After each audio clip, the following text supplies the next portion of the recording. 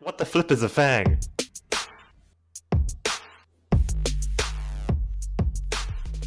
Hello and welcome to episode 105 of the Laser Couch podcast. We're here to give you all you need to know about consumer tech, the internet, and all of the earnings reports. My name is Geoff Kim, and I tried to start a revolution, but I didn't print enough pamphlets. My name is Kelvin Lee, and my wife is watching 50 Shades of Grey. Oh, probably better than my poor impersonations of people that I'm trying to do in these intros. Explain yourself. Well, I do have a bit of a New Zealand theme coming up. I want to talk to you about because I've booked my trip for October. Oh, I thought we were going to go all Kiwi for a whole episode. Thank God. Yeah, thank God. Because you know how my impersonations go. They always go back to that one thing. But Indian. Anyway. Yeah. Yeah. 50 Shades right now, is she? She's watching 50 Shades. Good side story though. At the moment, iTunes and Google Play is having a sale on a bunch of movies going for, I think, from 99 cents to $2.99 or something. Wow. So last night I watched Black Panther finally.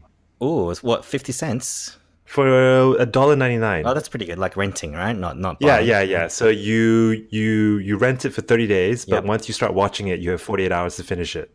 Ah, gotcha. All right. What do you think of the movie? It's been a while. It is, I don't know, it was safe, I thought. You know what I mean? Storyline was predictable. Villain was, just a different version of himself. Didn't bring up any of the stones or anything, or any lead-in into Infinity War, which was quite surprising. Oh, yeah, this is really weird. You say that because, when would it come out? Like January, right? It was it's done over like $1.2 billion or something. But like it's something that we already knew about, and you're just finding out for the first time now, which is kind of cool. I know. I'm like traveling back in time. But it was okay. I think you know what, it was a you could have missed it and still watched Infinity War and still be okay with it. Well, the big news is that there's another movie coming out of a similar vein. I think around October actually. Crazy Rich Asians, which is kind of like our Black Panther moment. Yes. I read a funny story about that. Apparently, there hasn't been a production like this based on Asians only since the Joy Luck Club in 1993. Ooh, yeah, that's about right. Yeah, I think they tried to sell it off to Netflix as well, but that didn't go through. And Crazy Rich Asians is sort of, close to my heart because I grew up in Singapore. Because you're one yourself. I wish I was. I wouldn't be doing this podcast if I was a Crazy Rich Asian. Just doing it for the love of it. I would just be a crazy Asian. So yeah, we'll see what happens when it comes out. A whole bunch of unknown stars. When is it coming out? October, did you say? Sometime later in the year, I think. That sounds about right, yeah. That's a lot of pressure, man. I mean, if it fails, then, there's not going to be one for the next 20 years again. Oh, Joy Luck Club. Gotcha. Yes. All those hot actresses from those days are now old. Was Michelle Yeoh one of them? I don't know. Is Michelle Yeoh the... I thought she was one of them. No. Okay. I want to say no. I want to say no. Okay. Well, onto the show then. Yes. It's been we've been on a bit of a break due to various reasons, mostly you being away. Yeah. So I went to Hawaii, had a good 10-day break, and I'm back. Yeah, but in the meantime, there's been lots of news, and we're going to try to catch up. A lot of earnings reports. I think we talked about Amazon a couple of weeks back, but we've had Apple, we've had Tesla, we've had Google. Who that was? Oh, Facebook. Oh my God, catastrophic fail, Facebook. But we'll talk about all of those. Should we start with Apple? Is that the headline? It is the headline of the headline, right? I have a short little intro. Yep. Okay. Fire away. After months of waiting, it finally happened. Apple has become the first U.S. publicly traded company to hit a $1 trillion valuation, leaving the likes of Amazon, Alphabet, and Microsoft in its wake, but not far behind. Yeah, I love that Fight Club music there in the background. Very Fight Club, wasn't it? Yeah. People are getting very dramatic about this. People are really... Like they're trying to explain to people how big this is. Like New York Times has this website, and I'll clip it in the notes, where it shows you what other companies come together to make up a trillion and what that would look like, just to visualize it for us, humans and mere mortals about what a trillion actually means. Mm-hmm. Yeah, very excited, everyone. Yes, I think you've got some news on like what other companies have made Apple $1 trillion. Oops, sorry, jumped the gun there. But before we get there, I think it's worth looking into the history of Apple a little bit, just to see how it got here in the first place. So I've got Spencer Jacob from the Wall Street Journal just going to give us a quick overview in terms of how it got there. Here's how it got there. Back in December 12, 1980, Apple first listed on the stock market, selling 4.6 million shares for $22 a piece. In other words, it was worth 1/10,000th of what it is today. Things went well for a while, but by 1985, Steve Jobs was forced out by CEO John Sculley in a power struggle. 10 years later, the company's sales peaked at just over $11 billion and started to slump as competition from Microsoft and other companies bid into its share. 2 years later, Steve Jobs was brought back and the company bought his next computer company. The turnaround wasn't immediate for its share price, though. First, this had to happen. iMac, iBook, iPod. It was in 2001 that Steve Jobs introduced one of the company's most iconic and successful products ever, the iPod. A couple of years later, the company expanded into music with the launch of its iTunes store, and its valuation began climbing. Then comes the big one. An iPod. A phone. Are you getting it? Woo! Whoa, so yeah, I thought that was a good 1 minute clip just to give you an idea in terms of what really, catapulted the company into the stratosphere, which was the iPhone. Is that true though? Because like, when did that come out? 2007. It was still only at 200, 300, I believe. And it wasn't until at Steve Jobs' death, 2011, I believe. Tim Cook, the current CEO, took it to 3 times the current, or at the time current, value. Yeah. Yeah, and it's worth noting what they said there. It's bigger than Alphabet, it's bigger than Microsoft, and I've got a couple of clips on that in a second. But it's interesting that CNET has come out to say, hey, you know what? There are other companies who've hit $1 trillion. It doesn't really, it's not really that big of a surprise. So here we go. Apple shares the limelight with the only other public company that's hit the $1 trillion mark before, PetroChina, which does oil and gas. But that was way back in 2007, and it was only sitting pretty on the Shanghai Stock Exchange for a short while. It's since lost around $800 billion in market value. The other company that's potentially worth even more than Apple is Saudi Aramco, the oil and energy company. Reports suggest it could be worth up to $2 trillion. But unlike Apple, because it's a private company, there's no way to know for sure. Now let's put this $1 trillion into perspective. Only 15 countries in the world are worth more if you look at GDP or gross domestic product. Yeah, so Apple's bigger than some countries now, which is interesting. Well, I think most countries, by the sounds of it, if only 15 countries. There's only 15. Yeah, that was Lexi, wasn't it? She's doing well. Yeah. Yes, from She's Australia. doing well. Yeah, you could immediately tell she was Australian. So you know what? Sure, a couple of unknown companies in energy are possibly worth $1 trillion or were worth $1 trillion. But no, this is huge for tech. This is huge for Apple, obviously, and I think the others have a huge mountain to climb. Well, they're not too far behind. So if we're talking about Alphabet, Microsoft, and Amazon, I think they're fairly level at around 820 million mark. And I think it's a race for second place. It's going to happen probably in the next couple of years, the way it's going. Yeah, and I think what's really funny is what do Google and Microsoft have to do to catch up? And it doesn't look great for them. It just so happened at the same time. I've got a clip here from NKBHD just coming out to say why he doesn't use the Pixel 2 that much, and I hope that the Pixel 3 is better. That review is also still true. But the tilt that keeps sending me over from Pixel back to OnePlus 6 is performance. That's been the difference. The other day, one of my friends, Artem from Android Police, tweeted something that actually rang home with me a lot. He said his Pixel 2 is devastatingly and embarrassingly laggy, both on Oreo and Android P. It's been like that for months, and he hates using it, and the only reason he's sticking to it is the camera. So yeah, I mean, if Google's flagship device can't even, keep up and stay sort of, without lagging and without it degrading over just a couple of months, then what hope do the other Android devices have? I mean, the fact that NKBHD has to use his Xiaomi now for day to day because it's got 8 gigs of RAM just to stay fresh and not be laggy. I think that's quite worrying.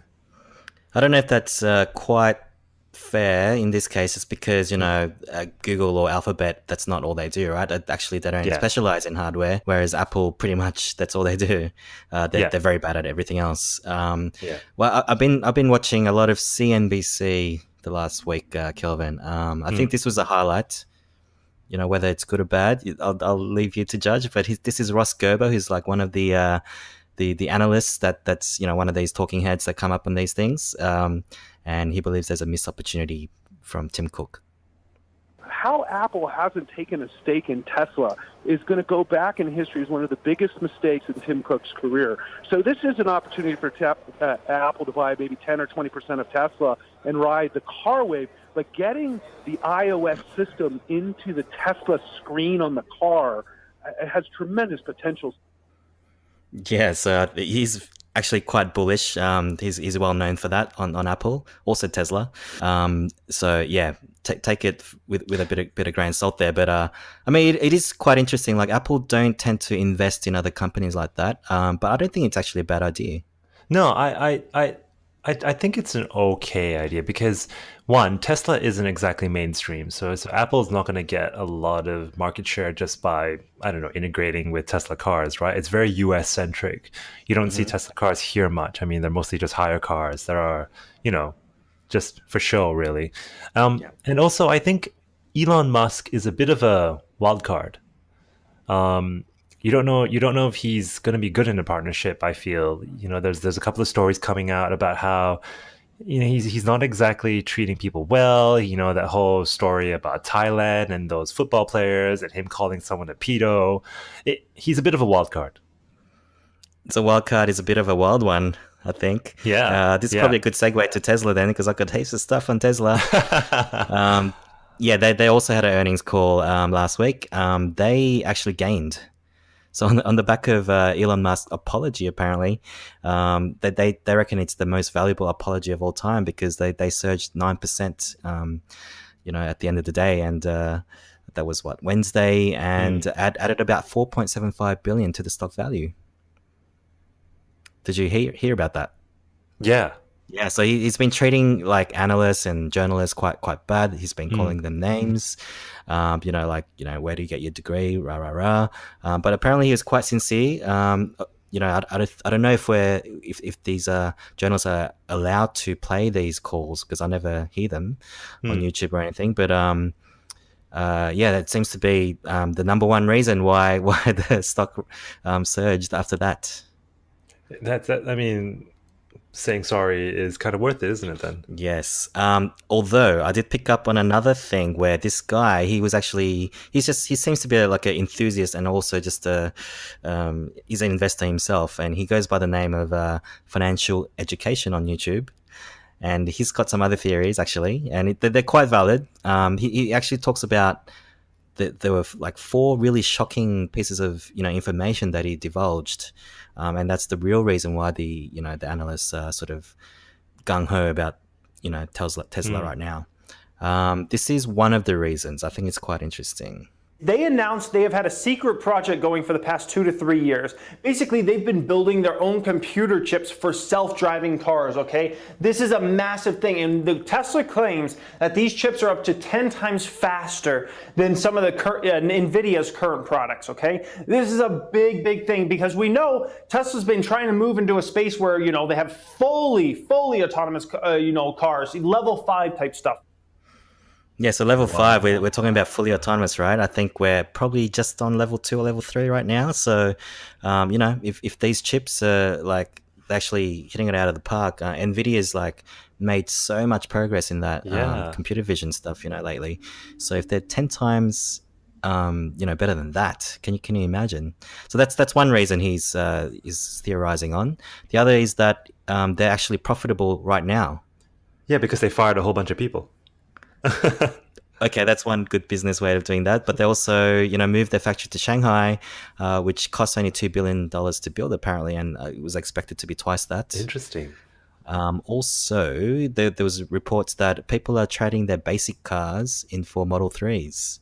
Wow. So the thinking there is that, like it's the Joe Blows out there that are interested in electric cars, or specifically Tesla cars, not the the BMW owners or the high end owners. Yeah, so that's quite bullish behavior. He thinks that Tesla's going to go through the roof in the next couple of years. But I think Tesla can still ride the whole. They're still the the tech darlings of of the world, right? From a car manufacturing perspective, but the whole Elon Musk halo effect. They're always going to be positive about Tesla, right? Because there's no competition really. I think maybe 12 months ago, Elon was definitely had that halo effect, but nowadays, I think it's a double-edged sword, right? Yeah. He's a visionary, but he's a bit loose, bit erratic, says things, bit Trump-like tweets, he retracted that pedophile comment, but you could just imagine, it's like, I'm so smarter than you, but like, this is what I have to deal with, sort of thing. He's got that sort of complex, doesn't he? Yeah, he does. So that's Tesla. I think we should go to Google because the news with Google is that they want to go to China, or reportedly so. They haven't fully reported that yet, but The Intercept, which is it's a site that were created by some left wingers. Apparently, they've had what did they say here? They had a whistleblower that came to them. Apparently, they've already developed a censored version of Google. Yep, that's right.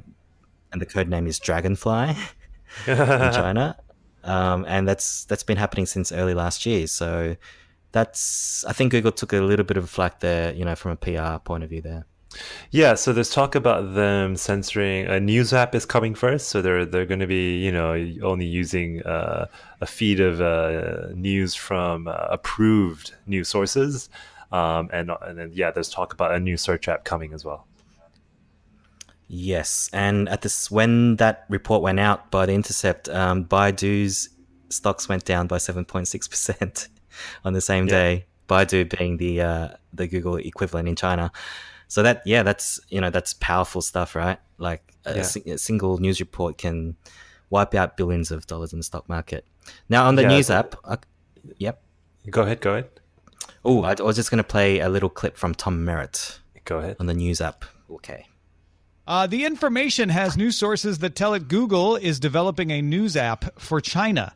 It would pick news algorithmically and attempt to work within the bounds of Chinese restrictions on what can be put in an app in China. Chinese news app Toutiao has run into trouble with the government for failing to police its algorithmically generated content.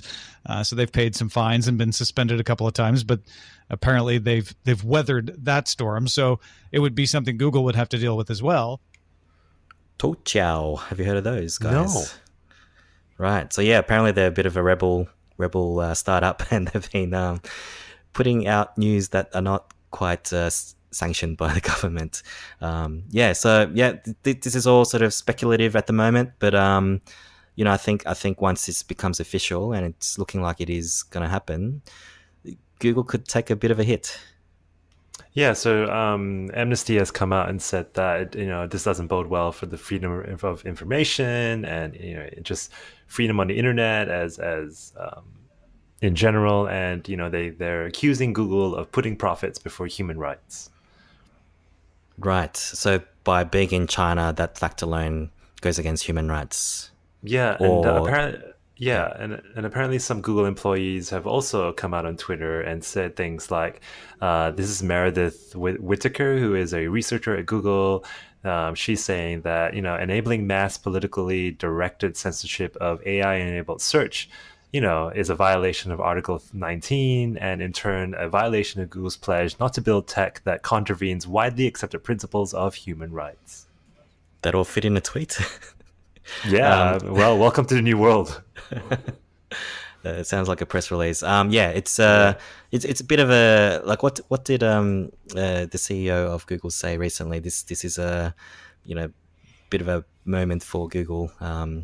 can't remember the exact words, but yeah, I think it's interesting times. There's going to be a lot of eyeballs on this, and as soon as they go to China, I mean, I feel like maybe they'll back out from this. I don't know.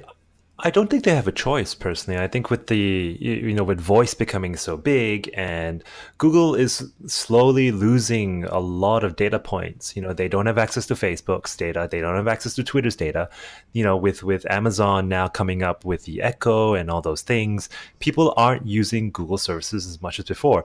And with voice, you can't fire ads. You can't put 10 sort of, search results on a voice response. So Google is losing data and losing it fast. There is a rumor of a project called RankBrain, where Google is putting thousands of people into a warehouse, I'm assuming, and just clicking on stuff so it can actually, get that data back into the search engine algorithm, which is interesting. Yeah, it's called RankBrain. So yeah, Google is struggling here. Yes. I mean, one of the theories that we have is that, voice is just not going to work for Google because they can't actually serve ads. Dieter Bohn from The Verge, he's got a series on YouTube where he sort of reviews units.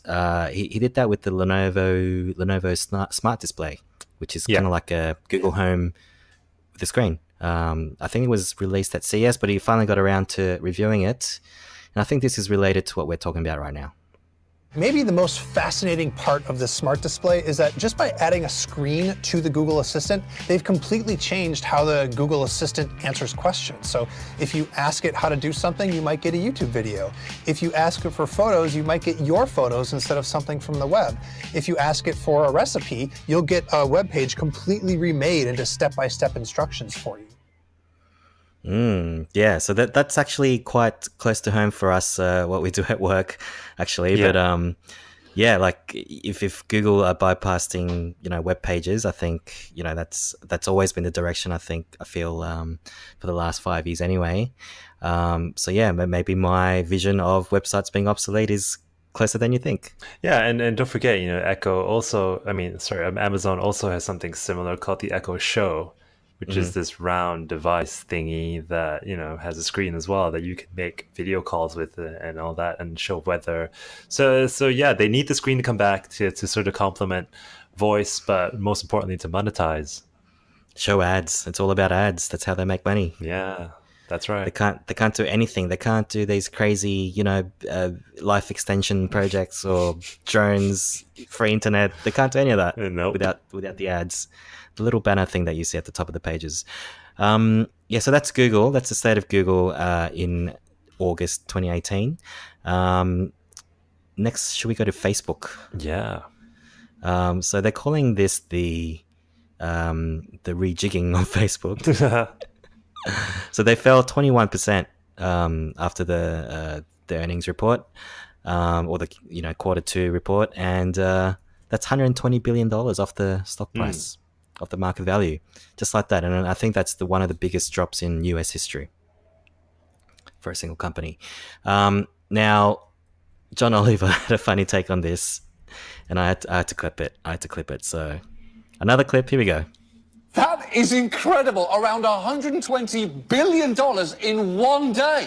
And look, you know what that means. MySpace is back, baby. It's Tom. Like he's never been away. Fools. Tom's back. Tom's back. I never heard anyone get so excited about Tom. Do you remember Tom? I remember Tom. He was everyone's MySpace. Yeah, he was sitting at his desk, like kind of the back turned, but also he turned his head to the left, didn't he? Yeah, that's right. Wearing a white t-shirt, I think. Okay, maybe that's getting a bit creepy. But yeah, that's. I think people hope that happens to Facebook, but like, come on, like we can't. Can you live without Facebook as well? Well, don't forget, Facebook is not just Facebook, right? It's WhatsApp, it's Instagram, it's all those things, and easily almost everyone we know is using some sort of Facebook service. That's right. So all those services. The other services, they don't make any money, but just like Google makes money from ads, Facebook would do it from the main Facebook newsfeed, I would imagine. It's kind of like, I don't know, I feel a bit unfair for Zuck because they only missed the expectation by just a little bit, just a tiny bit. The company for the quarter was 13.23 billion profit, but that was just shy of 13.34 projections. That's right. So let's put things into perspective here. I mean, I'm reading this article on hack.com. Okay. Over the last 3 years, the company's earnings have increased quarter to quarter to quarter. 3 years. That's 12 quarters of non-stop, increases. So it was bound to slow down a little bit. I mean, even all the hits it's been taking with Cambridge Analytica and all the privacy issues, it still earned $13.23 billion. So let's put things into perspective here. I mean, I think your typical, mainstream media outlets have obviously gone after Facebook because they've really suffered because of Facebook. So I can see why they're blowing this up a little bit. So if you look at the figures, the revenue still increased by 42%. Number of active users still went up by 11%. And this is the kicker, ad revenue still went up 91%. Quarter on quarter, 91. So 91. Yep, it's nuts. It is nuts.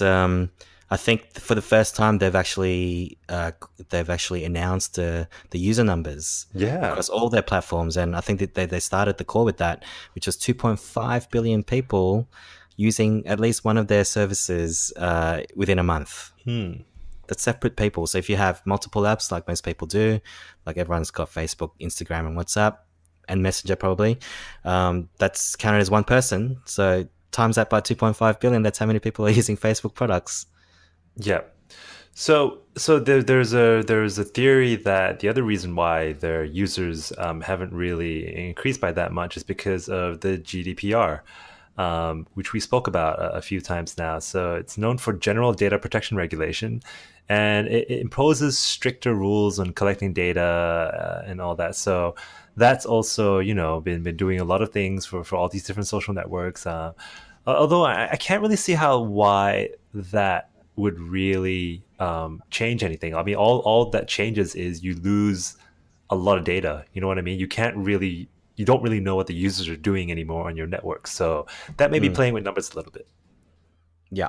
Now, as I said, CNBC, they've been all over it. A lot of talking heads talking about stuff. This is my favorite out of every single thing. And they're going to say a word that you may not have heard before, but maybe you have. I reckon you have, actually, Kelvin. Let me know what that is. And I think everyone was so jazzed up about owning FAANG. They were all worried about owning some of the more cyclical technology names and the China-exposed technology names. So they all poured into FAANG. Some of the FAANGs weren't that good, and Apple was great. Did you get some FAANG? What the flip is a FAANG? So FAANG is the group of US tech companies. Facebook, Apple. It's double A, actually. FAANG. Oh, FAANG. FAANG. FAANG. Yeah, that's right. Well, I think the G should be turned into an A as well now, right? So it should be FAANA.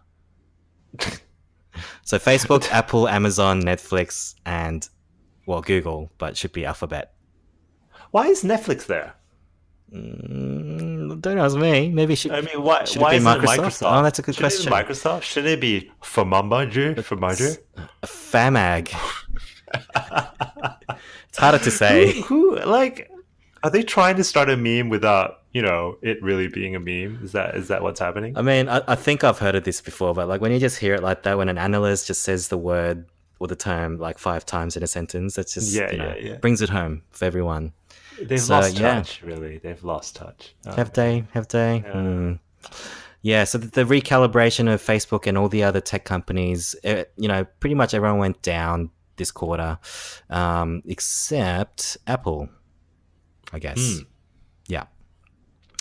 I think that's pretty much it for all the stock stuff. Yeah. The companies. I've got a couple of quick random things.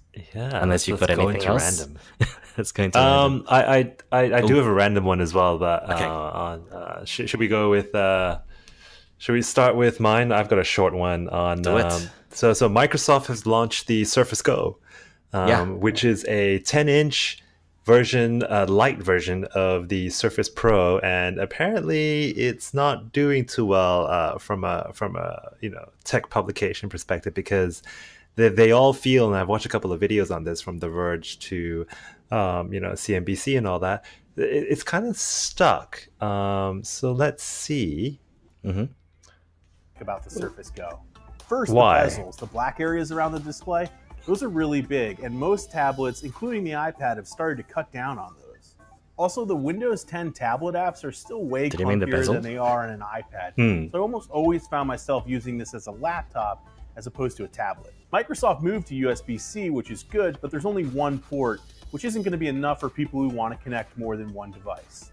I also can't figure out why Microsoft doesn't include the keyboard with the Surface Go.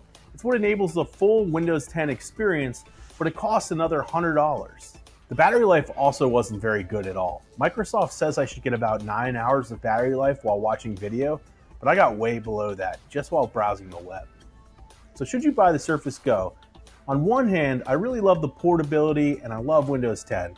On the other hand, it's hard to justify the cost. If you buy the Surface Go, you should skip the underpowered $399 model and get the one I tested with twice the storage and twice the RAM.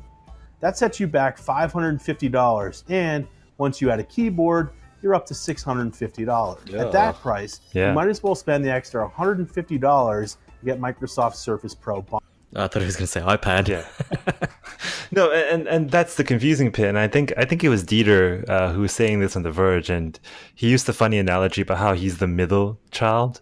He was like, this kind of feels like it's stuck in the middle. You can go really cheap with the Chromebook, as the youngest child, or you could go up into the iPad Pro / even the laptop,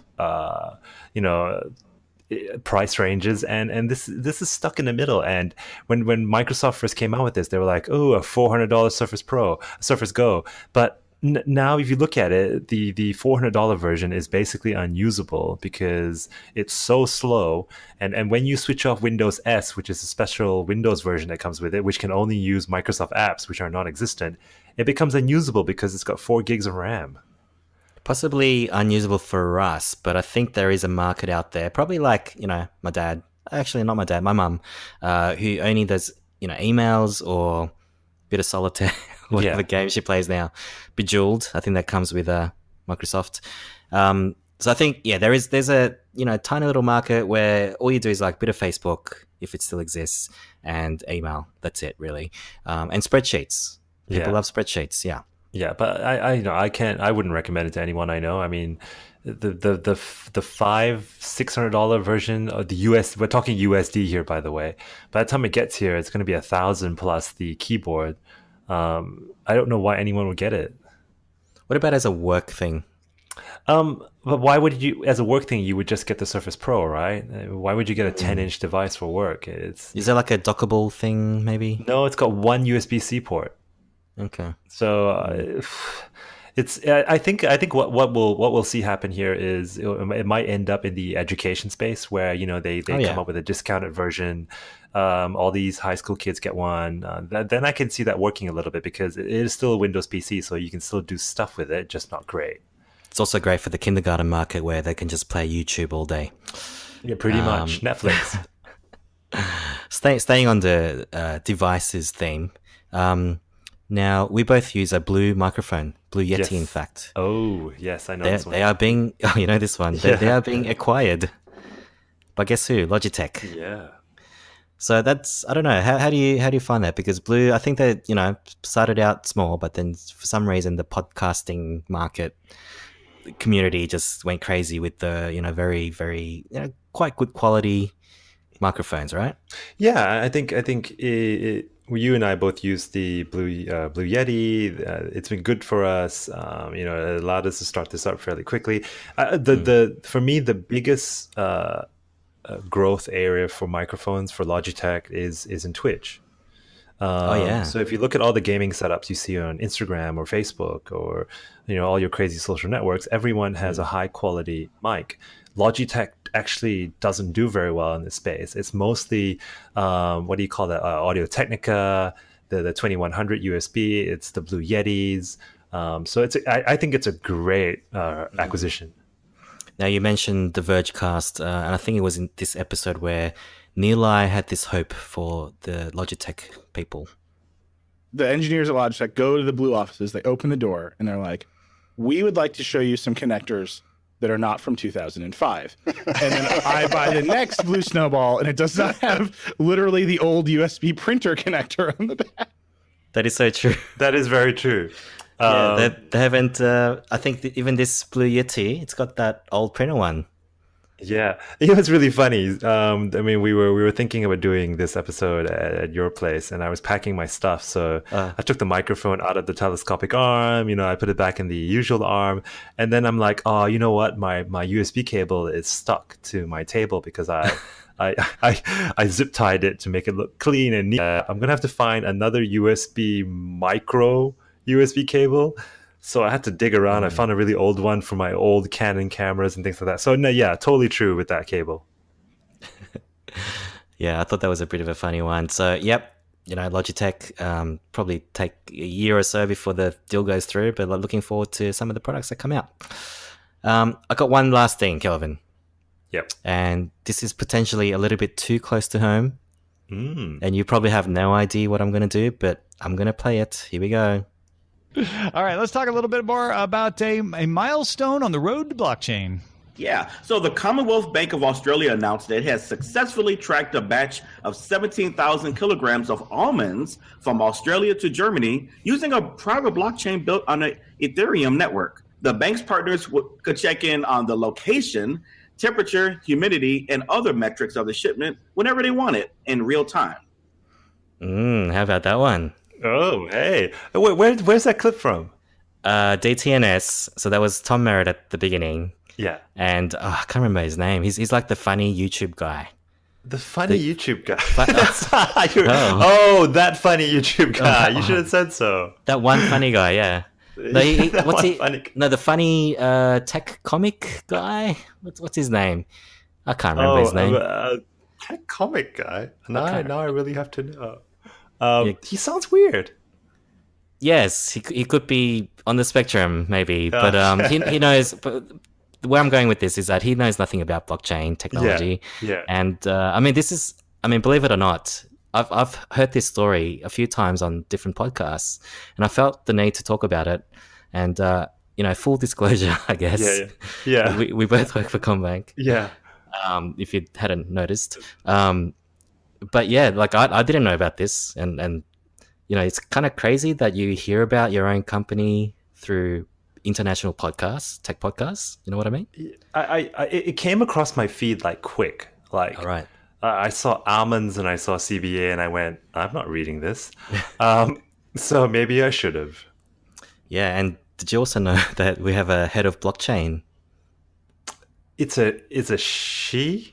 Right? Sophie Gilder, yeah, that's I know of her. Oh, okay. So that first story didn't really tell the story that much because I looked into this other podcasts. I'm going to call out the Reckoner here because those guys, they're just bank bashers anyway, but they're just like they were saying, oh, it's like the bank didn't have anything to do with it. They're just putting their name against something, and this is a sponsored post, blah blah blah. It's like no, this is like totally, The genesis of it was from the innovation lab, and anyway, I probably shouldn't say too much more, but I thought that on our webpage, Kelvin, yes, there's a great set of videos where I pulled this from, and this actually tells the story a bit more.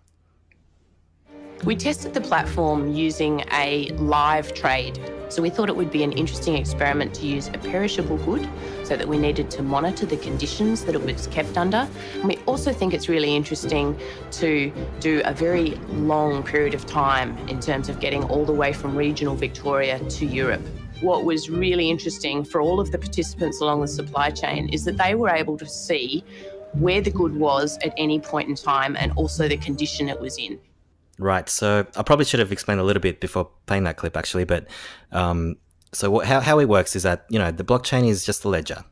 Yes, it's a publicly verifiable and almost in real time. You can't cheat it. That's the main thing of this technology. And the supply management, especially in the trade world, that's sort of always been the holy grail, as Tom Merritt puts it, for blockchain technology. And they were able to do this with an Ethereum platform somehow. Yeah. So the core fundamental of blockchain is the ledger is distributed, right? It's not housed in one single location. So that's why it can provide real-time data back to the user. It's quite interesting. So to do that, they also included devices inside the shipping container to check humidity and temperature levels.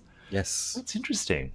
Yeah, that all gets fed through to the blockchain, and it's you can't fake it. So, say in the past, you might have had some dodgy people in the docks. You might put it in one container. It should have been on container A, but maybe they put it in container B or something like that. They can't do this anymore with this. So if this is successful and gets rolled out across all the industries, it's actually quite a big thing. It is, and based on what we know about blockchain, it's quite safe, right? In the sense that no one's stealing this data, and it goes back to the person who started it. Funny how they use Ethereum, huh? I feel like maybe they just stepped up and provided some help or something. Well, Ethereum has been used for a lot of different use cases, like even what is that? The kitty game. You have to. It's almost like a little Pokemon thing that you have to collect.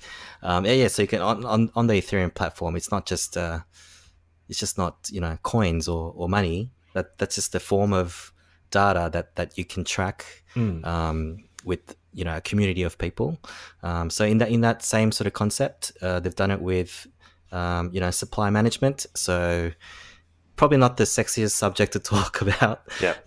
But yeah, I think this is huge. Yeah, and just to absolve ourselves of any bias or anything, this is happening across the board in the sense that you're going to see different companies try different things outside of their bread and butter. You know what I mean? The best analogy to compare this to is taxi companies didn't start Uber. And people are learning from that experience. So you're going to see, it seems kind of odd that a bank is doing this, or, consulting firms like Deloitte or EY or PwC are doing crazy things in credit cards and things like that. But it is the new world. I think everyone has a right to play in anything now. So don't be surprised if, Facebook does something out of the norm and starts a store or something in the middle of nowhere. A mission to Mars. Yeah. So it's crazy, right? I mean, who would have thought, there'd be a electric car in space. So yeah, no surprises. Good. Yeah, so that's all I got, man. That's all I got for tonight. And you know what? That's all we need on this episode of The Lazy Couch. It's 105. If you want to hear all other 104 episodes, come to the website. It's thelazycouch.com. Find us on Facebook, Instagram, on Twitter as well by searching for us. But more importantly, if you're listening to us on your iPhone or iPod or iTunes, don't forget to give us 5 stars, give us some feedback. And this is Kelvin, Kelv out. This is Geoff out. That didn't make sense, did it? This is Geoff out. This is Geoff out. This is Geoff. Yeah. You're totally out at the outro. That's this is Geoff out. You know what? I'm just gonna call you Geoff out from now on. Just change your last name. Yeah. You know what? I wanted to make a joke about activated nuts, but I wasn't sure if anyone would get that. Well, the guy on DTNS, that's the only thing he could say. It was like, this story is nuts. What? The almonds. Why didn't I think of that? I mean, it's nuts. Like, I wish they use something. It's insane. I wish they used something a bit more, like mainstream, like sand or something. Like why nuts? Like, why not broccoli? Had to be a perishable good. Yeah, broccoli or avocado. Well, nuts kind of last. They wanted to, I don't know. Who knows? But how do you ship broccoli? How do you ship broccoli? Know. I've never shipped vegetable in my life. I don't know, but it just opens yourself up to people like us calling it nuts. It's just It's just, I wish I was in that room. I actually got like really angry listening to The Reckoner. Like I think I was listening to it on the way home today. Oh, really? Like, what the hell? Yeah. Because they talked about it. Like the guy, what's his name? Anthony. He's got that Sizzle thing newsletter. Yeah. You know about it? Yeah. And he wrote about it, but then he's just like, well, read the damn news. Like, didn't even know what it was about. Guess what I'm doing?